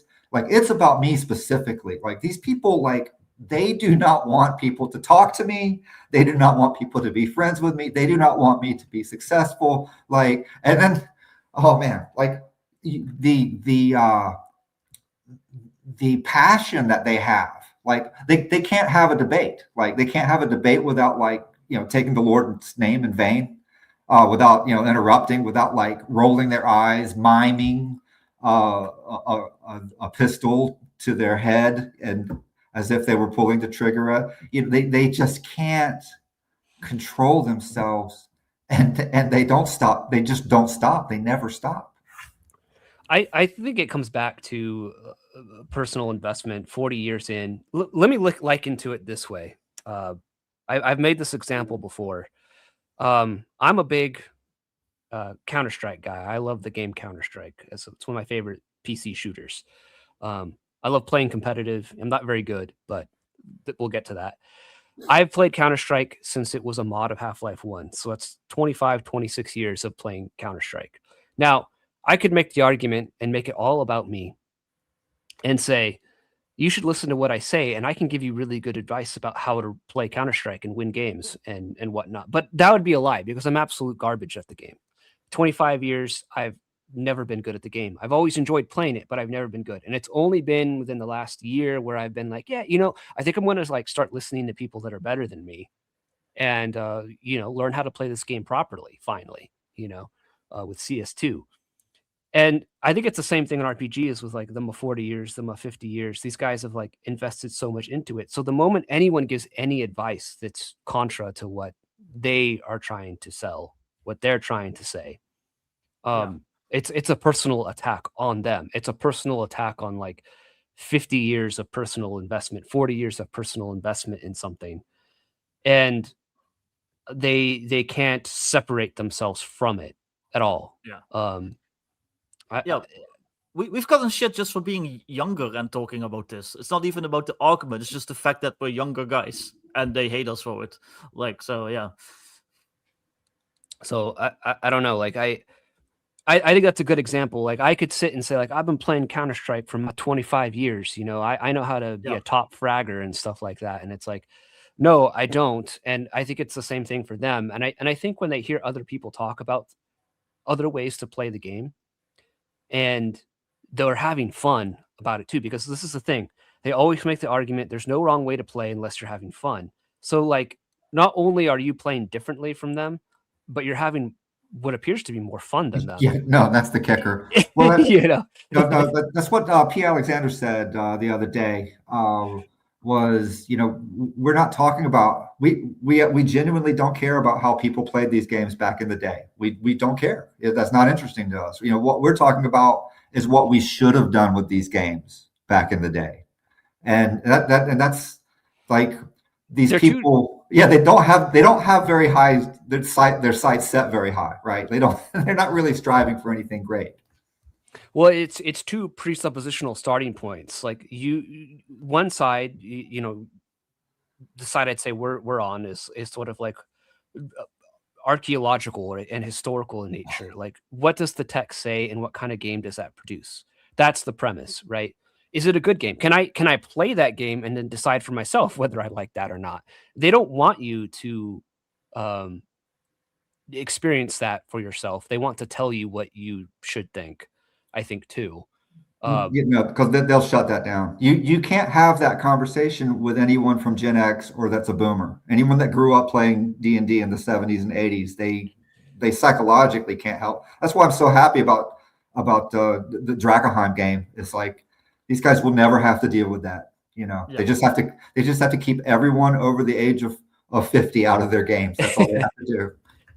And to be fair, I think to some older dudes, like I've had older guys in my comments that will comment, and they're not the 40 years guys. They're like, I think like what you're saying and what you're saying, Jeffro, they'll say like, I think it sounds really cool, and like I never heard anyone play that way, or we never played that way, but it sounds really neat, and they're not opposed to it because I think because those guys are a lot more laid back, and they haven't made this their personality. They haven't made this who they are.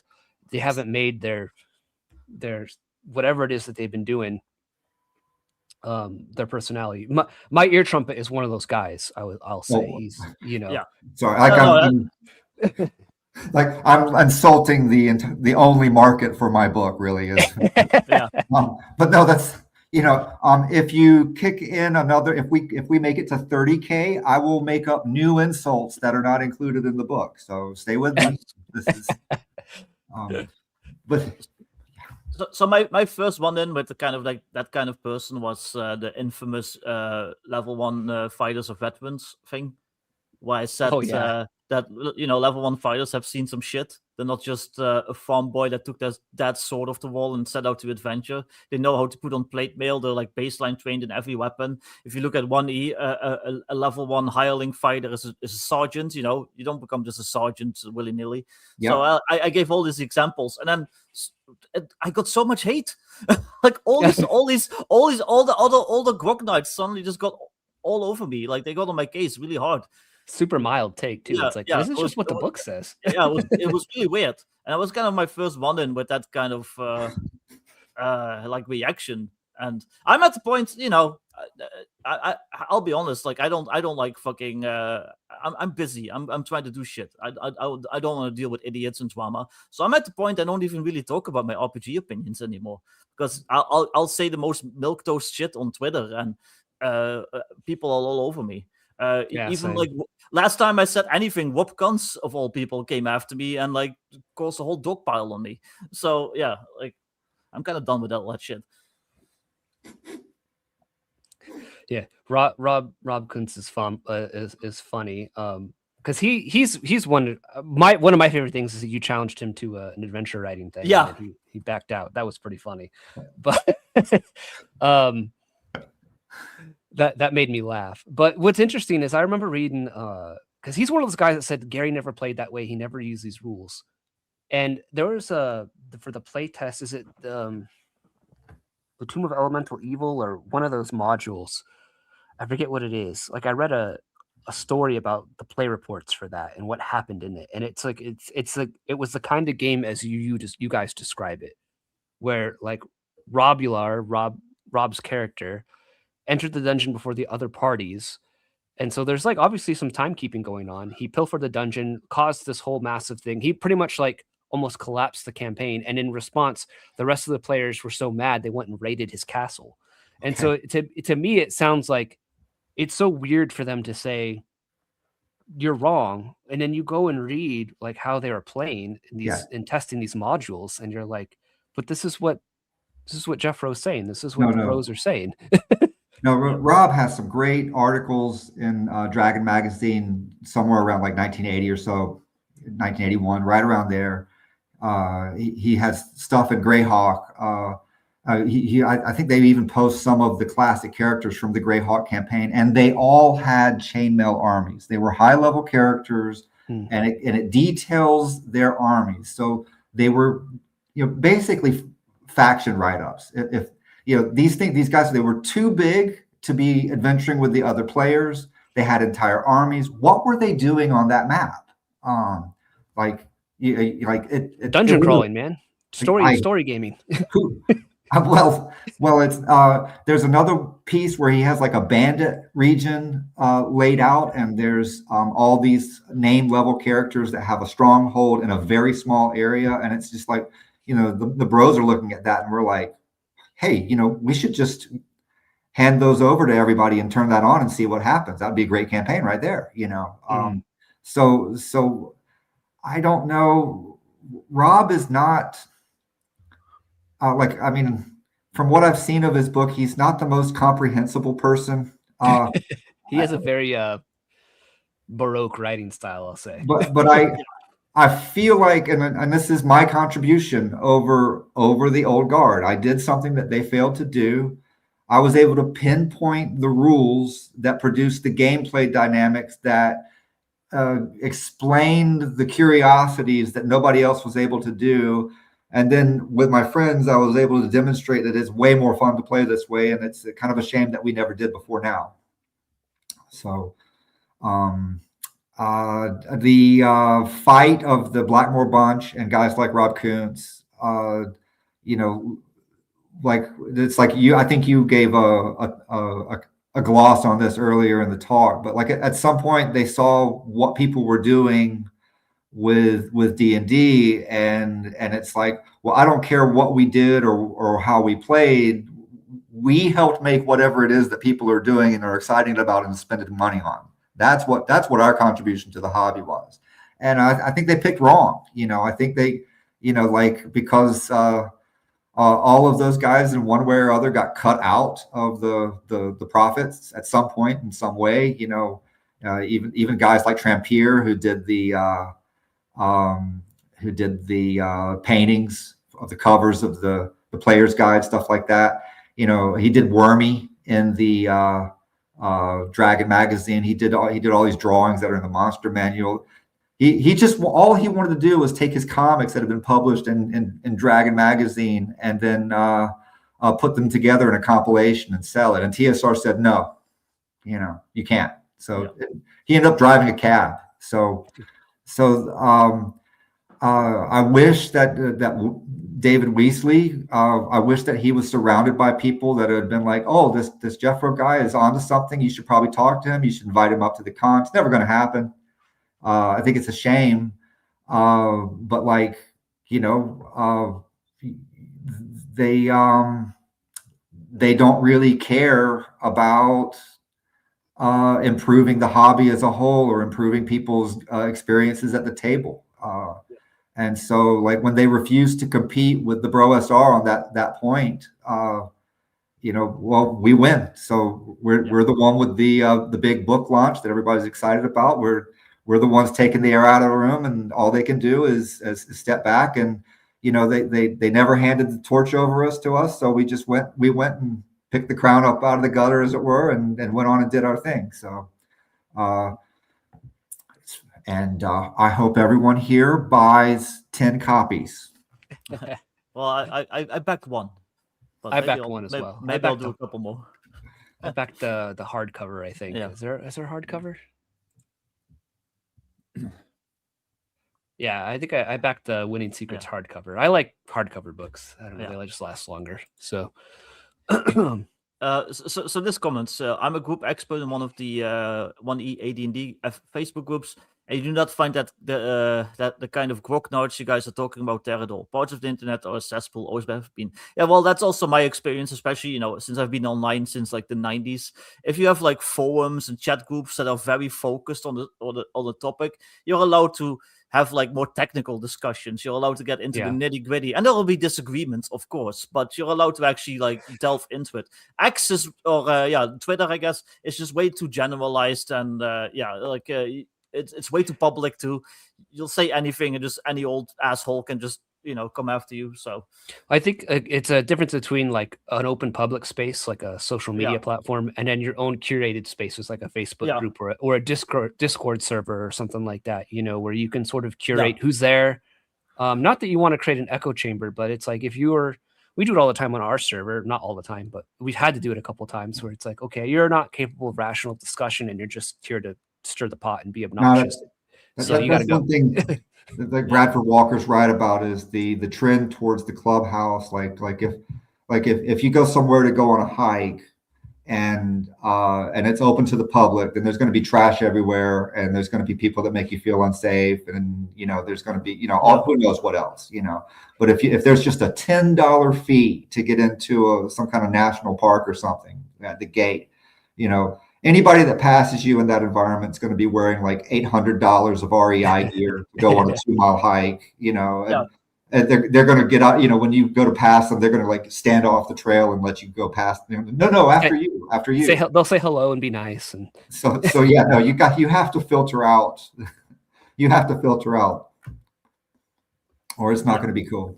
Yeah, you have to gatekeep, I guess would be the term. You have to filter out and curate your own little sub communities. I think like having there's like this phrase going on that's been around for a while. A lot of the 5e people have used it, like TTRPG community, as like this sort of broad thing, because like we all play games, so we're all just in the same community. And I just don't think that's the case. It's very evident by like the discussion we've had that like the way we want to play games is different than the way that some of these other guys want to play games, right? So are we really in the same hobby? Are we playing the same game? Like I don't think that we are. We might use similar terms and similar words and terms, but we mean different things by them. So and so I honestly think that's why a lot of the talking past each other kind of happens, because we're using the same word, but we mean different things. No, that's my favorite pundit criticism reply is someone was talking about Bronsteins or something like that, and he's like, "What? You're just gonna let the Bro SR come in and redefine the foundational terms of the hobby? You can't do that." That's like, wow, did we do that? I think we did. But like we argued earlier, couldn't we say that's what happened? Because these things are clearly in the books, and then they read that and go like, "Nah, I'm not doing that. This is going to mean this now." So it's like, just because you did that 50 years ago doesn't mean that you're right, I guess. I mean, I have a very famous meme about that. The narrative people, the non-game people, the story gaming people, the Dragonlance module purchasing people, they took over the RPG hobby, and their victory was so complete that people couldn't even imagine there being a way to play the game like the way that we found in the rules. They literally can't. And so those I think we keep circling back to this throughout the show, but those are the people who are mad because the research work and the testing work of the Bro SR is so tight, is that we just took it all back. Like we took it all back. And that's why there's so many fireworks and so many hard feelings about it, is that we were never supposed to be able to pull this off. I mean, I noticed that with 0E in my white box game, is where I tried to consolidate onto the alternative combat system a lot of the chainmailisms that you need to make the game work, because 0E tells you to use chainmail. And there's so many people that came at me and they go like, "No, that's wrong. In Holmes Basic or they're clearly like pilfering anachronistically from later editions to fill in the gaps of 0E." And it's like, my guy, like, okay, that's fine. You can go do that, but that's not interesting to me. The book says to use chainmail. I'm interested in pilfering chainmail for how to make this game work, not not some edition that didn't exist in 1974 when these 3 little booklets came out, you know. Yeah. But like it just doesn't register with them on a mental level. I don't know. I used to think that this was like a hobby for smart people, and I've contemplated making a video about it. I just remember I keep thinking about this video I saw of like Peter Cushing talking about playing H.G. Wells' Little Wars and painting his miniatures and stuff like that. And he's like in this smoking a pipe in a smoking jacket, and it's like this used to be like a respectable sort of it was like a gentleman's game. Yeah. Gentleman's thing, and it's just full of people that can like barely read at this point. Yeah. So, Although this comment reminded me, you know what we call you on this channel, Jeffro? We call you the bad calendar man. yeah. The evil mean calendar man is your. It's like a Batman villain, which I think there actually is a Batman villain called Calendar Man. If I think about it, so yeah. Well, usually we go for 2 hours. I don't want to keep you longer than you. I don't know if you have places to go, Jeffro. Or No, this is a good stopping point. This is a good stopping point. But we can end it here. I'm really glad you and Bdubs could come on and chat with us. I'm glad you could come on again and talk to us. It's again been 2 years, and the last time you were on, it was such a. It was nice to like not have any anxiety leading up to this stream, like the first time where people were just breathing down our necks for being just for talking to Evil Calendar Man. Right. No. I love how the people that are most vocally for free speech were most against me having any at all. I mean, just the fact that Pandit didn't leave when you got on and he actually talked to you for like an hour plus. He doesn't have shit to say about us anymore. All his previous complaints about us having you on, all his previous gripes, they are completely out of the window now. Yeah, he can go fuck himself. So yeah. No, it's been a wild 5 years. I'm glad we captured some of the salient points in a book. Because as I've said earlier, like the day may already be here where people can't imagine that it took any great deal of effort to recover these ideas and to develop them the way they are. People will just be playing games, and it's going to be the best practice. And it's like, why wouldn't you do it? Why would you do it any other way? It's obviously broken to do it any other way than this. This is obviously the best. You know, Gygax himself said it was the best. You know, so like, there's no argument. Yeah. So, but yeah, I'm glad you could be on. I hope you guys are. I hope you hit all your stretch goals. And even get to 30K where you invent new insults for people. That'd be fun. It's time to retire Soup Isle, right? We need something better, something new and funnier. So maybe at 30K that'll happen.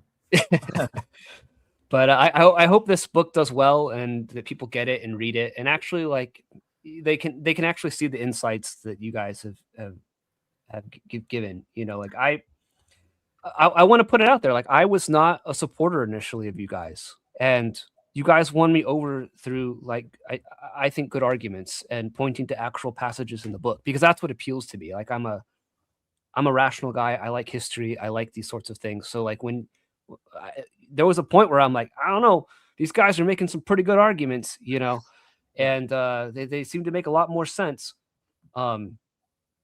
So, you know, I hope that this Kickstarter does well, and I wish all you guys like success on this stuff going forward, and that people like, you know, credit you guys. Yeah. So, I mean, a lot of the bros have been nicer to me than a lot of the anti-bros. I'll be fair. Sure.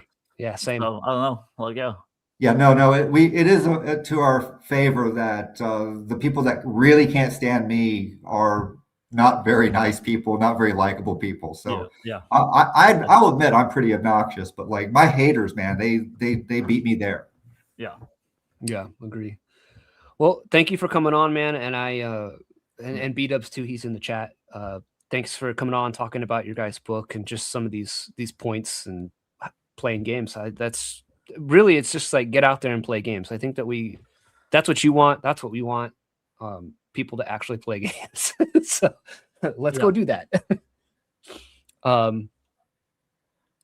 Vic, did you have your Kickstarter coming too? I don't know if you want to. Well, I'll keep it quick because we're doing a whole show on it tomorrow, and I want to save all my energy for that.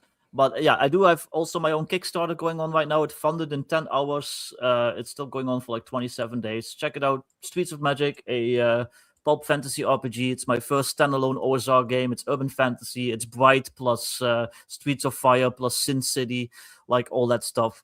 So yeah, check it out. I dropped the link in the chat. And then tomorrow at the same time that we usually start, we're going to do a whole show just dedicated on that, like an extra little bonus show. Yeah, we'll do it tomorrow.